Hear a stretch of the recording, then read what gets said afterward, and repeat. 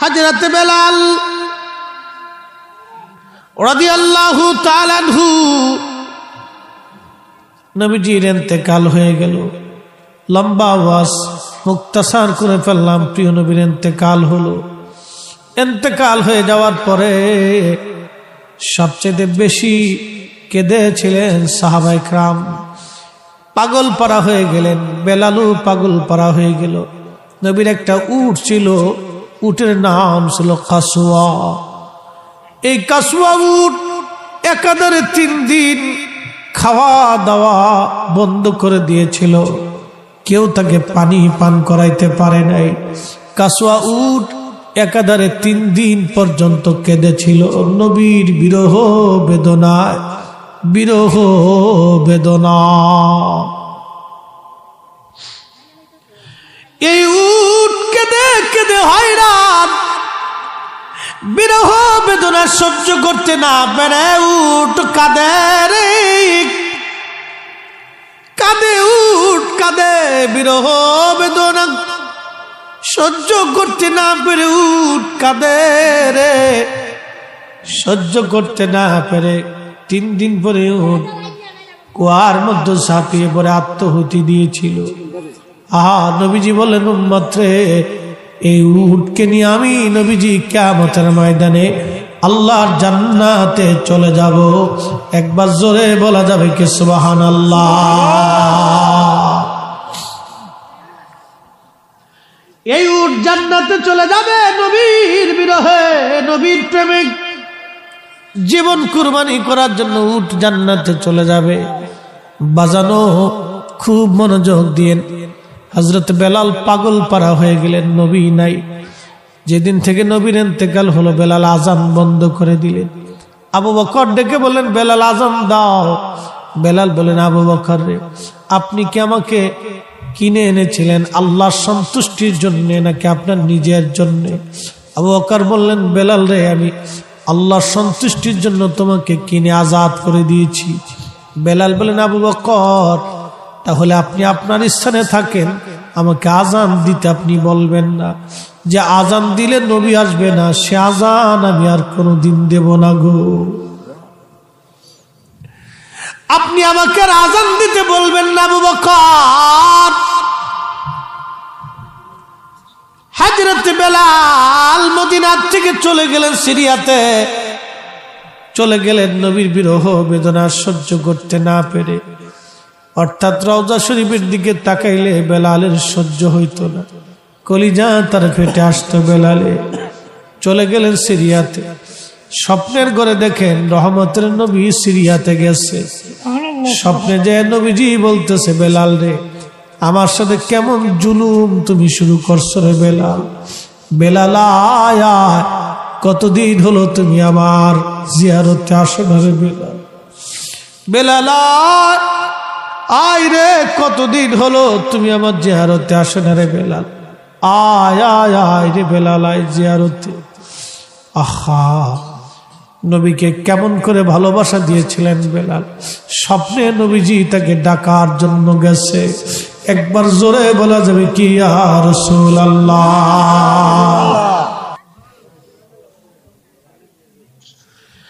হযরত বেলালকে নবী ডাকে, বেলাল আয়, কতদিন হলো তোমার কণ্ঠের আজান শুনি না, কেমন জুলুম বেলাল আয়। হযরত বেলাল সুদূর সিরিয়ার থেকে রওনা করলেন। আহা, হেঁটে হেঁটে হেঁটে হেঁটে হেঁটে হেঁটে শুধু সিরিয়ার থেকে বেলাল মদিনে আসছে। বন্ধু মুসলমান, নবীর উম্মত আশিক ও সুন্নি বাবাজিরা রে, শুধু সিরিয়া থেকে একজন পাগল হেঁটে হেঁটে মদিনাতে আসছে। নবী ডাকছে, নবী ডাকছে, নবী ডাকছে রে। হেঁটে হেঁটে বেলাল মদিনাতে আসছে। রওজা শরীফে এসে বেলাল রওজা শরীফের সঙ্গে মাথা টাকা কান্দে আর বলে, হুজুর আপনি আসতে বলেছিলেন, আমি বেলাল আসছি। আপনি আমাকে আসতে বলেছিলেন, আমি বেলাল আসছি। রওজা শরীফে মাথা টাকা বেলাল কান্দে। কালদে। নবী আসতে বলেছিলেন, আমি বেলাল আসি, আমি জানি প্রেমে পাগল সে তো মদিনা, আমি জানি প্রেমে পাগল সে তো মদিনা। প্রেমানলে পুরে মরি, প্রেমানলে পুরে মরি, ওহে রব্বানা, আমি জানি প্রেমে পাগল সে তো মদিনা, আমি জানি প্রেমে পাগল সে তো মদিনা। নতুন মুয়াজ্জিন আসছে, এসে দেখে নবীর মুয়াজ্জিন কান্দে, ডাক দে বলো সাহাবীরা আসো, নবীর মুয়াজ্জিন আসছে। সাহাবীরা দৌড়ে আসছে, এসে দেখে বেলাল রওজার পাশে বসে বসে কাঁদতেছে। ডাক দেখা, বেলাল আজান দাও, কতদিন তোমার কণ্ঠের আজান শুনি না, বেলাল আজান দাও, আজান দাও বেলাল, আজান দাও। বেলাল ডাক দেখে, সাহাবীরা রে, আমি আগে আজান দিলে নবী আসতো, তোমরা বলো আজ আজান দিলে কি নবী আসবে? সাহাবীরা বলেন, আমাদের কথায় বেলাল আজান দেবে না, দেখো হাসান আর হুসেন আসেনি। হাসান আর হুসেনকে দেখতে নবীজির মতো চেহারা ছিল, নানার চেহারা পাইছিলেন হাসান আর হুসেন, দেখতে নবীজির মতো দেখা যাইতো। হাসান হুসেন রাদিয়াল্লাহু আনহুমা দুইজন আসার পরে হযরত বেলাল রওজা শরীফ থেকে উঠে ইমাম হাসানের বুকের মধ্যে মাথা ঠেকায় কাঁদতেছে, আবার ইমাম হুসাইনের বুকের মধ্যে মাথা ঠেকায় কান্দে। আহা, বেলাল কান্দে, বেলাল কাঁদতেছে। একবার ইমাম হাসান, একবার ইমাম হুসাইন, দুইজনের বুকের মধ্যে মাথা ঠেকায় ঠেকায় বেলাল কাঁদতেছে। হযরত ইমাম হাসান ডাক দেয়া বলো, নানার মুয়াজ্জিন, ও নানার মুয়াজ্জিন, যে কণ্ঠ দিয়া নানার আজান শোনাই থাকো, নানার মুয়াজ্জিন, আমি ইমাম হাসান চাইতেছি আমরারও আজান শোনাও, তাড়াতাড়ি মিনারে যাও, আমারও আজান শোনাও। নবীর ইন্তেকালের পরে বেলাল এবার আজানের জন্য দৌড় মারছে। বনু নাজ্জার গোত্রের যে মহিলার ছাদের উপরে, ঘরের উপরে হযরত বেলাল আজান দিতেন, ওই ছাদের উপরে চলে গেলেন হযরতে বেলাল, আজান শুরু করছে, আল্লাহু আকবার, আল্লাহু আকবার। সারা মদিনা আজান ছড়ায় গেছে, মদিনার ঘর থেকে সাহাবীরা বের হয়ে দৌড় মারছে।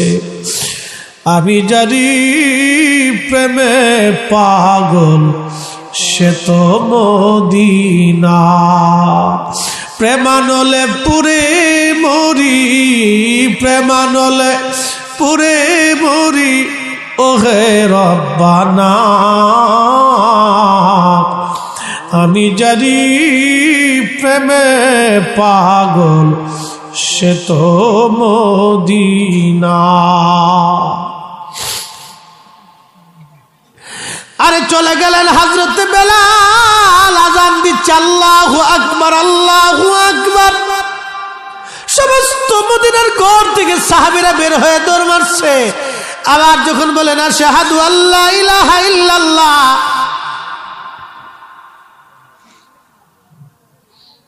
ছোট্ট বাচ্চারা, মহিলারা পর্যন্ত মদিনার ঘর থেকে বের হয়ে দৌড় মারছে। আহারে, মদিনায় কান্নার রোল পড়ে গেল যখন বলেন আশহাদু আল্লা ইলাহা ইল্লাল্লাহ। সারা মদিনাতে এমন ভাবে কান্নার ঢেউ চলতেছিল, সবাই মনে করছে নবী বুঝি ফিরে আসছে, নবী বুঝি ফিরে আসছে, নবী বুঝি আসছে, নবী বুঝি আসছে রে, নবী বুঝি ফিরে আসছে। সারা মদিনাতে কান্নার রোল। নবীর ইন্তেকালের পরে মদিনার মানুষ বেলাল যেদিন আজান দিয়েছিল এমন ভাবে আর কান্না করে নাই দিনের মতো।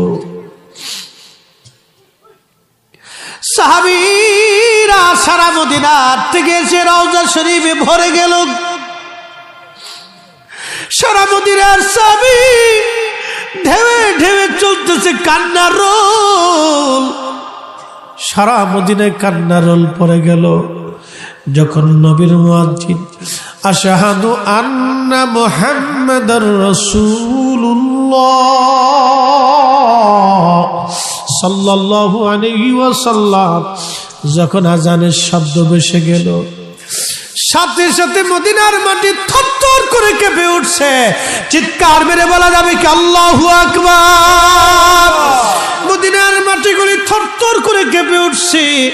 মদিনার মাটি যখন কেঁপে উঠল, হযরত বেলাল অজ্ঞান হয়ে পড়ে গেলেন। আহা, আর আজান দিতে পারেন নাই তিনি, আর আজান দিতে পারেন নাই। কোনদিন আর বেলাল আজান দেয় নাই। রওজা শরীফে সে কাঁদে, বলে হুজুর গোলামকে আসতে বলেছিলেন, গোলাম আপনার জিয়ারতে আসছি। নবী গো আজান দিছি, আগে আজান দিলে নবী আসতো, আজ আজান দিছি নবী আসে নাই। ইয়া নবী আল্লাহি, যে আজান দিলে নবী আসবে না ওই আজান আমি আর কোনদিন দেব না। বেলালের মতো আশিক যদি আমরা হইতাম, এ দুনিয়ায় নবীর দেখা পাইতাম, এ দুনিয়ায় নবীর দেখা পাইতাম। ও বাজান, দুনিয়ার থেকে একদিন আমরা সবাই কবরে চলে যাব। আমাদের আগে বহু মানুষ কবরে চলে গেছে। হবিগঞ্জের নোয়াপাথিয়ার মুসলমান, এই নোয়াপাথিয়ার গুরুস্থানে কত মানুষ কবরে ঘুমাই গেছে। এরা কোনোদিন আর ফিরে আসে নাই। আমরাও একদিন চলে যাব, কোনোদিন আর ফিরে আসবো না রে বাজান।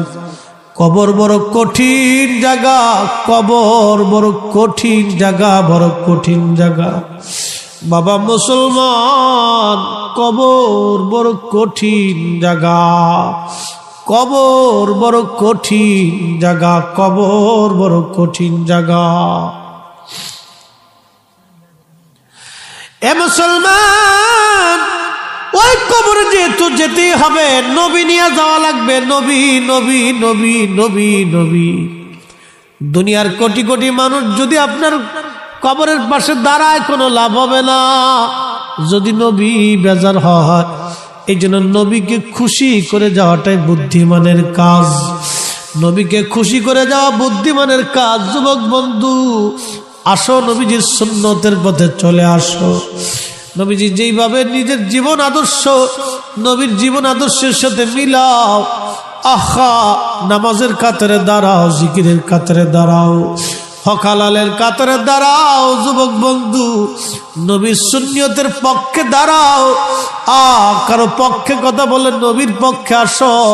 ভালোবাসলে নবীর পক্ষে ভালোবাসো, নবীকে ভালোবাসো, নবীর জন্য জীবন গড়ো, নবীর জন্য জীবন গড়ো, নবীর জন্য জীবন গড়ো, নবীর জন্য মরো, নবী নিয়ে কবরে যাও। নবী নবী নবী। আমরা যে তার আদরের উম্মত, কয়দিন কেন্দেছি। রসুল আমার আল্লাহর হাবিব, আখেরি নবী। আমরা যে তার আদরের উম্মত, উম্মতের করলাম কি। আমরা যে তার আদরের উম্মত, কয়দিন কেন্দেছি। রসুল আমার আল্লাহর হাবিব, আখেরি নবী। আমরা যে তার আদরের উম্মত, কয়দিন কেন্দেছি। হযরত আব্দুল্লাহ ইবনে মাসউদ রাদিয়াল্লাহু আনহু ছাগল চড়াইতেছেন, আমার নবীজি ওই রাস্তা দিয়ে যায়। নবীর জীবনী বলতেছি, শুনে যান। ওই রাস্তা দিয়ে নবীজি যাচ্ছে রে, খুব তৃষ্ণা লাগলো, মরুভূমির রাস্তা, কঠিন পথ, সাথে আবু বকর সিদ্দিক রাদিয়াল্লাহু আনহু। কলিজা শুকায় গেল তৃষ্ণায়, নবীর কষ্ট হচ্ছে। আব্দুল্লাহ ইবনে মাসউদকে যায় বলেন, আব্দুল্লাহ তোমার নাম কি? বলে, আমার নাম আব্দুল্লাহ।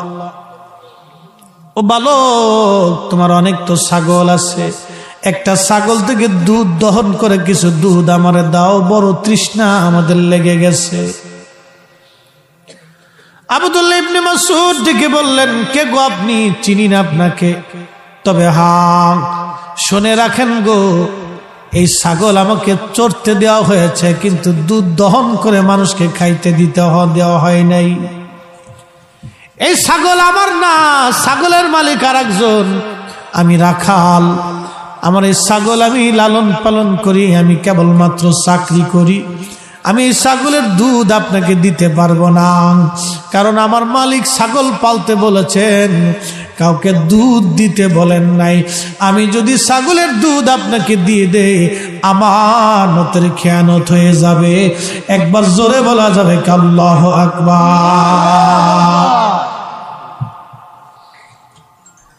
আমানতের খেয়ানত, আমানতের খেয়ানত হয়ে যাবে আমার।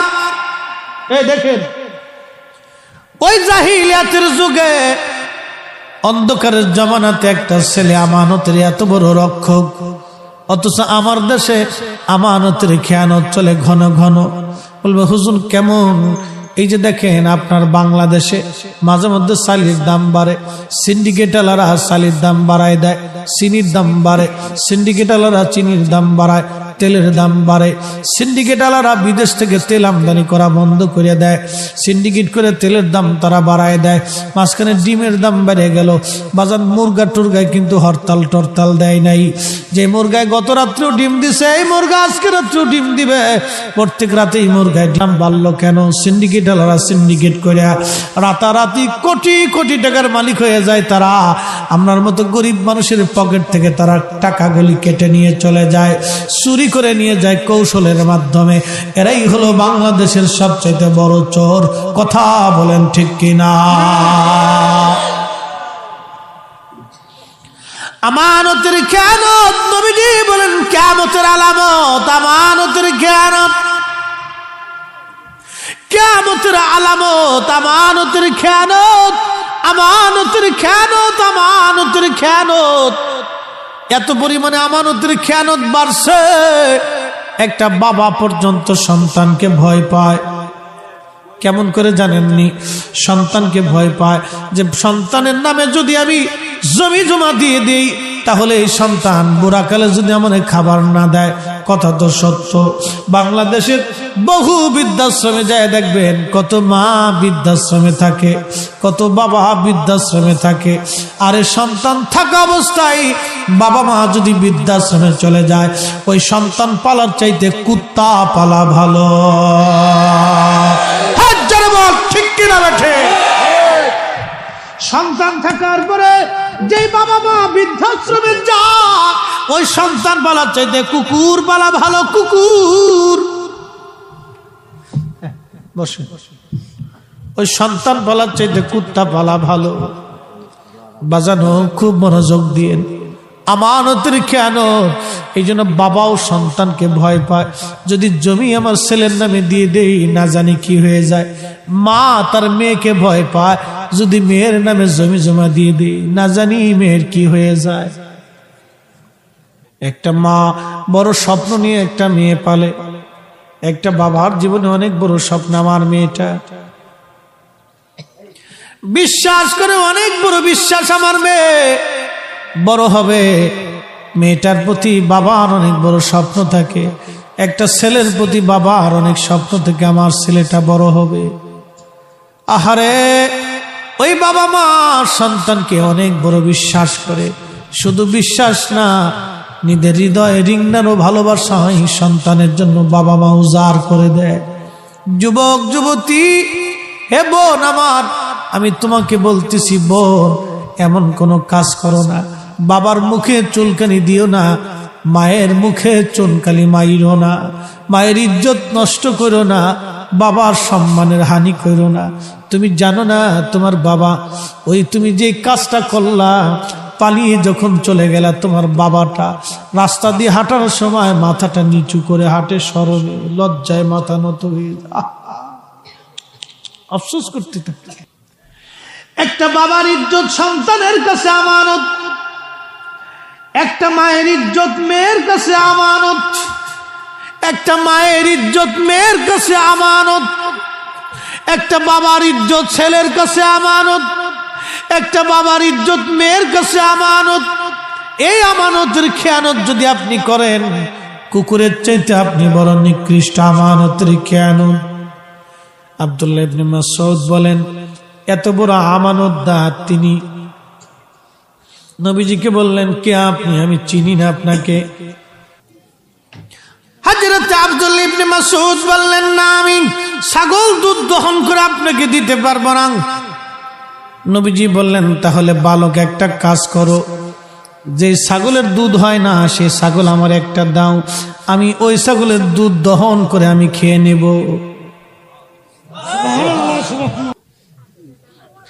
আব্দুল্লাহ চিন্তা করলেন, ছাগল তো দিব, তাহলে বড়টা দেব না, ছোট একটা দেখে দেব।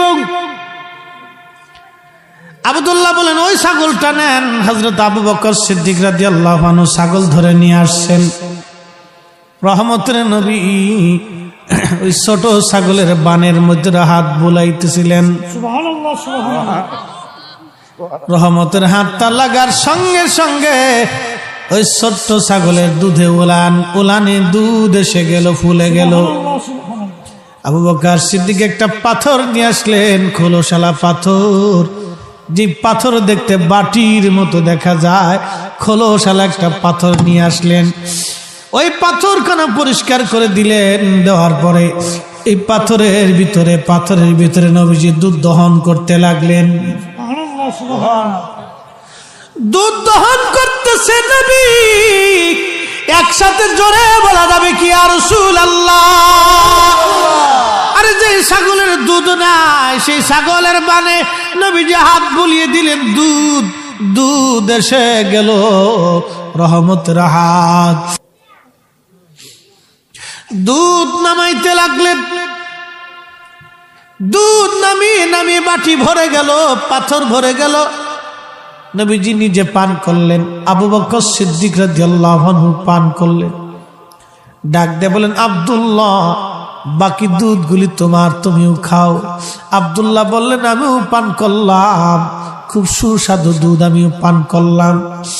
আবার নবীজি ছাগলকে বললেন, হে উলান, তুমি আগের জায়গায় হয়ে যাও। নবীজি হাতের ইশারা করার সঙ্গে সঙ্গে আমি দেখলাম ওই ছাগলের দুধের উলান আগা আবার সমান হয়ে গেল। মনেই হচ্ছে কোনো দুধ এই ছাগলের ভিতরেই নাই, আগের মতো হয়ে গেল।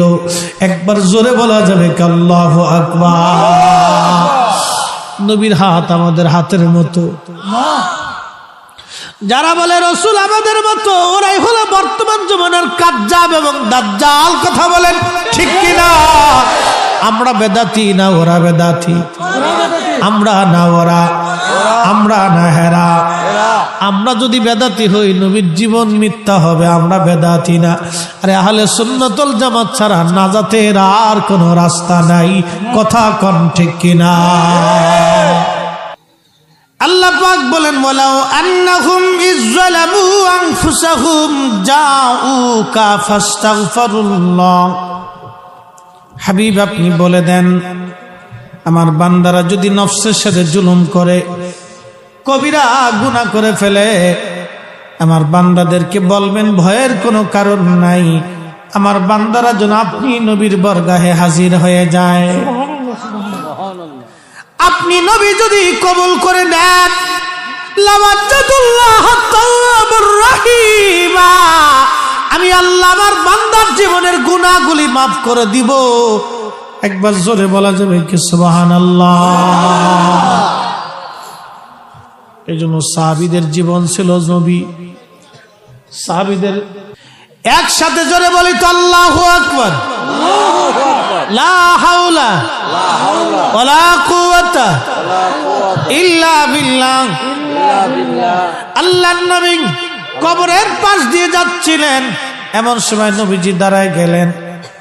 দাঁড়িয়ে যে পাশে একটা খেজুরের গাছ ছিল, ওই গাছ থেকে নবীজি ডাল কাটলেন। ডাল কাটার পরে দুইটা কবরে নবীজি ডাল গেড়ে দিলেন। সাহাবীরা বলেন, হুজুর বুঝলাম না, দুই কবরে দুইটা ডাল গাড়লেন, কারণ কি? নবীজি জবাব দিলেন, সাহাবীরা রে, দুই কবরের মধ্যে কঠিন আযাব হয়, ওই আযাবের কারণে আমি নবীজি কবরের মধ্যে ডাল গেড়ে দিয়েছি। সাহাবীরা রে, তোমরা দেখো না, কিন্তু আমি নবী দেখি কবরের মধ্যে কঠিন আযাব হয়। দুই কারণে আযাব হইলে সাহাবীরা প্রথম কবরে প্রস্রাব করে ঢিলা কুলুপ করতো না, পবিত্রতা অর্জন করতো না, সেই জন্য কবরের মধ্যে কঠিন আযাব হয়। আর একটা কবর ওই ব্যক্তির চগলখড়ি করতো, একজনের দোষ আর একজনের কাছে বইলা ভেজাল বাড়াইতো। এমন লোক বাংলাদেশে বহু আছে। এই গ্রামের ভেজাল ওই গ্রামে, ওই গ্রামের ভেজাল এই গ্রামে, ওই পাড়ার ভেজাল ওই পাড়ায়। আমাদের দেশের ভিতরে কিছু বেডিরাও আছে।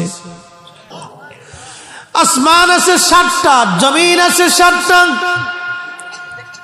7 আসমান 7 জমিনের ভিতরে যা কিছু আছে সব আল্লাহ পাকের জিকির করে, আল্লাহর জিকির করে, আল্লাহর জিকির করে, আল্লাহর জিকির করে, আল্লাহর। 7 জমিনে 7 আসমানে যা কিছু আছে সব জিকির করে আল্লাহর, জিকির করে আল্লাহর। একবার জোরে বলা যাবে কি মারহাবা। আল্লাহ বলেন, আলাম তারা আন্নাল্লাহ ইয়াসজুদু লাহু মান ফিস সামাওয়াতি ওয়া মান ফিল আরদ। হুজুর আপনি কি দেখেন না, আসমান ও জমিনের জগতের মধ্যে যা কিছু আছে সব আমি আল্লাহ পাককে সিজদা দেয়। والشمس والقمر والنجوم والجبال والشجر والدواب وكثير من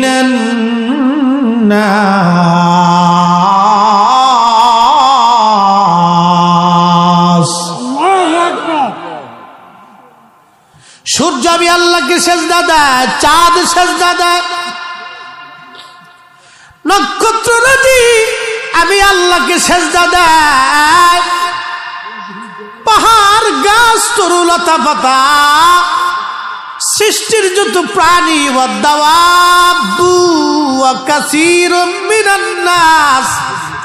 সমস্ত প্রাণী জগৎ আমি আল্লাহকে সিজদা দেয়,